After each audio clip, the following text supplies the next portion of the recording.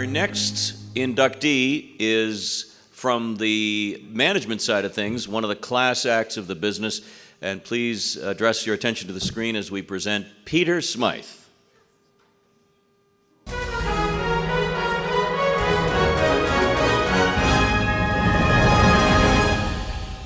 We have an expression in my house of much is given, much is expected. And this is something my parents taught us from a very early age, to make sure that we were giving back to the community, that we were part of the community, and that we were working within the communities we lived. And it's something my father did throughout his life at Greater Media, but also in our house. And it's something that has always made me so proud of my parents. So Dad, congratulations.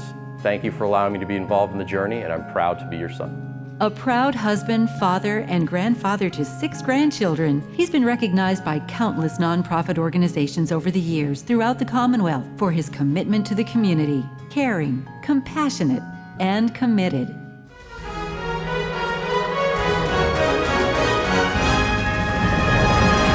And here to introduce Peter is one of the most talented morning guys ever and a fellow Hall of Famer, Lauren Owens. Thank you, Jordan. Well, all of these amazing well, first of all, how are you? Is everybody good? It's great to see you today. All of these amazing stories give me a total feeling of being unbelievably inadequate. It's just, what great stories.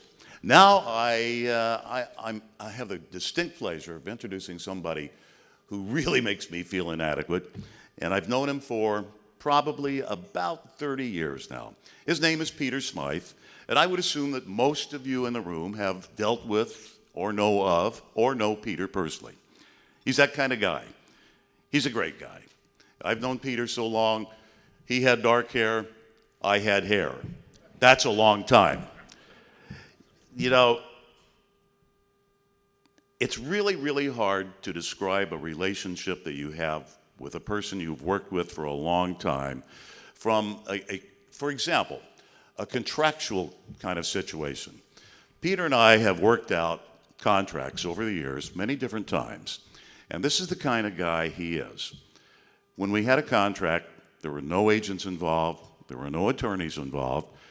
What was involved was a walk on a golf course with 18 holes of very bad golf, and a little discussion, and an agreement, and a handshake. That's trust. Whenever there's a problem any place in the community, the titans of the community have always come to Peter Smyth for help. People like Jack Connors. Anytime there's a problem, Peter, can you help us raise money? Can you help us raise awareness? And he's the first one to say, yep, count me in. And it all started for Peter, ironically, at WROR radio, back in the old days when it was 98.5. And Peter was a kid fresh out of Holy Cross. And I used to always say, Peter, did you get a college education or did you go to Holy Cross? And he never, ever thought that was funny. He's a man among men, a broadcaster among broadcasters.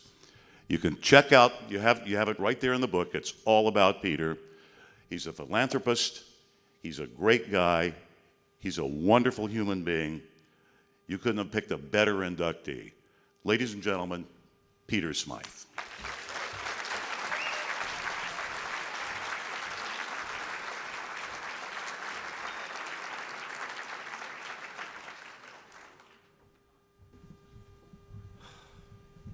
Wow, that's tough to top. If it wasn't for Lauren Owens, I probably wouldn't be standing here today. I'd like to take this opportunity to thank the Mass Broadcasters Association. I'd like to congratulate my fellow inductees, and I'd like to thank all of you for being here today. This is an incredible, incredible experience. It's very humbling, and incredibly gratifying.